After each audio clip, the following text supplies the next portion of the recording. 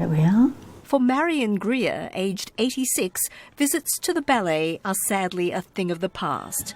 Enter this tablet, configured with software designed especially for seniors with no prior internet experience.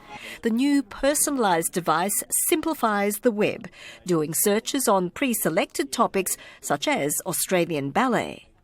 I've got this instantly. I've just been shown by a gentleman and it came up. This seems to be much more accessible somehow. The device can be configured remotely by either a carer or the support team. So far, Skype, Google and YouTube have been popular destinations. Hello, Jim. Marion. You know, in our first client, who was Vince at 91 years old, never used a computer before, and seeing him engage with his grandson in a Skype conversation, I think that was absolutely beautiful. Breezy is pretty much here, but there's a lot in the aged care technology space that's much more blue sky. Robotics featured heavily at this Aged Care Technologies conference, as did the growing sophistication of so-called wearable diagnostics. Very flexible sensors that feel like a Band-Aid on your body but are measuring all kinds of physiological symptoms. Not far into the future, smart specs that use a 3D camera and computer vision to make nearby objects clearer, giving sight to the vision impaired. And here, a motorised spoon to help people with the shakes. So the Parkinson's shake is traditionally a circular motion, and the idea is this will continually support clients to be able to feed themselves. In-home monitoring is well established, with sensors that detect movement or lack of it.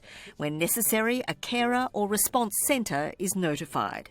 And new generation alarms have much greater ranges, as the NBN rollout forces an upgrade from landline to 3G mobile.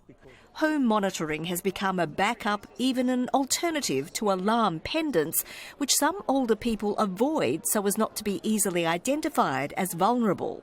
One aged care technology advocate believes this highlights a problem. We need to understand more about their needs and how they react when we give them all these gadgets, because too often people develop something and then just hand it out and say, well, it's good for you, you wear it. Business seems to have heard the consumer. Here, an attractive bangle which, when tapped, records and sends a message and GPS location to a loved one. For Marion Greer, embracing the new means she can stay in touch with her grandchildren in England. I've got 10 of them, a great-grandchild, and I wanted to be in their life. So that's the way to go.